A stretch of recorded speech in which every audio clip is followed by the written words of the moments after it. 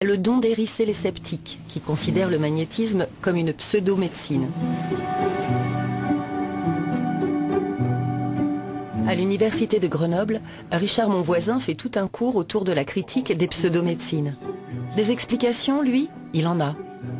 À commencer par le fameux effet placebo, qui se déclenche quand on a confiance dans son médecin, son thérapeute, et qui aide à guérir. L'effet placebo, on croit souvent que c'est un truc qu'on fait aux gens qui sont stupides pour leur faire passer le temps. C'est pas si simple que ça. La stimulation symbolique crée un réel effet physique. Il y a un vrai effet physique. On sécrète des endorphines qui nous soulagent un petit peu de la douleur qu'on ressent.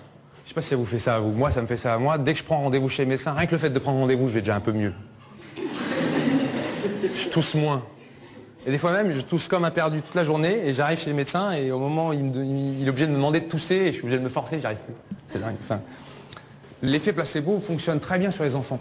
Et moi, par exemple, je le faisais, j'ai fait de l'effet placebo sans arrêt quand j'emmenais des gamins faire du sport. Et quand il y a toujours des gamins qui ont la nausée en voiture ou en camion et ils vomissent partout, c'est horrible.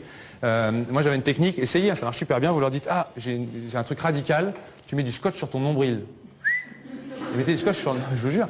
Et hop, ils mettaient scotch sur le nombril, il n'y avait plus personne qui vomissait. Hein. Plus personne qui vomissait, vous leur faites ça 2-3 fois, ils expérimentent le fait d'avoir fait de la bagnole sans vomir. Puis après vous leur dites, tu sais, c'était pas vrai. Puis après on leur explique un peu le mécanisme, le sens de l'équilibre, l'ouïe, c'est très lié, machin, tout ça, on explique un peu l'oreille interne. Et le gamin, il n'est pas plus bête qu'un autre, il repart, il se dit, bah ouais, effectivement, finalement j'ai plus besoin du scotch. Et là on s'autonomise un peu par rapport à ça.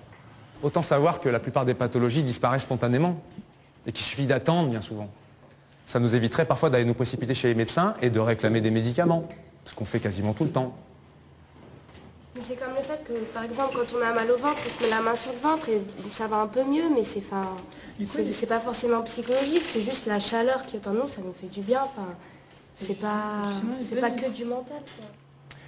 Les guérisseurs, ils viennent remplir un vide, souvent un vide de sens. Les gens qui souffrent d'une maladie, très souvent, ils ne comprennent pas pourquoi ça leur tombe dessus. Ils trouvent ça un peu injuste. Il n'y a pas de sens derrière ça.